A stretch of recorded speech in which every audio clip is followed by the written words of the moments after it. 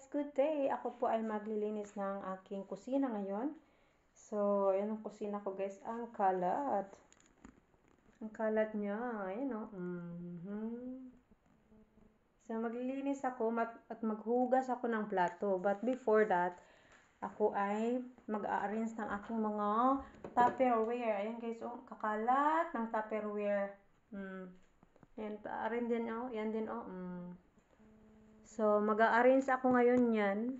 Pakita ko sa inyo guys kung paano ko siya i-arrange. No? So, sobrang makalat yung aming kusina. Sino ba namang magkakalat?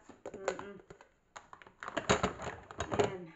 Takpan natin ito. Oh, dami. Madami-dami to. Tupperware.